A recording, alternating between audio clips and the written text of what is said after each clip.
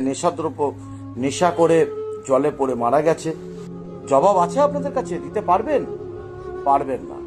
Shooting করতে গেলে পুরো ইউনিট নিয়ে কাজ করতে হবে, সবাইকে রাখতে হবে, এক গাদা লোক, হই হুল্লোড় সব কিছু মেনে নিচ্ছি। লাভ কি যেখানে সেফটি নেই? একটা জলজ্যান্ত ছেলেকে চলে যেতে হলো, তার নাকি পুরো ইউনিটের সামনে থেকে। কিসের জোরে আপনারা বলেন যে ইউনিট নিয়ে কাজ করতে হবে, এত লোক রাখতে হবে, এত কিছু রাখতে হবে? রেখে লাভ কি তাহলে? জবাব আছে আপনাদের কাছে? দিতে পারবেন? পারবেন না। এখন তো সন্দেহ হচ্ছে সত্যি কি মারা গেছে না মেরে দেওয়া হলো। ভাববার বিষয় কিন্তু এটা।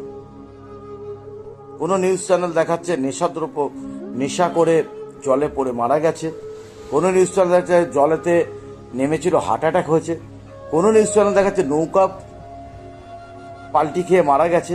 সত্যিটা কি? কোন হাউসের কাজ চলছিল, কোন ধারাবাহিকের কাজ চলছিল যে রাহুলকে এইভাবে চলে যেতে হলো? তার মৃত্যুটা কেন কাছে আসছে না? স্পষ্টভাবে কেন আসছে না? এত রকম ভাবে কেন আসছে? এটাই প্রশ্ন। এখন তো সন্দেহ করাটা স্বাভাবিক, তাই না? খারাপ লাগছে একটা শিল্পীর এভাবে চলে যাওয়াটা। একসঙ্গে কাজ করা, ওঠা বসা, সেই জায়গা থেকে খারাপ লাগছে। আর কিছু বলার নেই।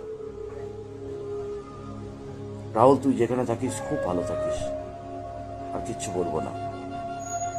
যদি কোনো অপদার্থ দ্বারা তোর মৃত্যু হয়ে থাকে তাদের তুই ছাড়বি না, এটাও বললাম। চলো, ভালো থেকো।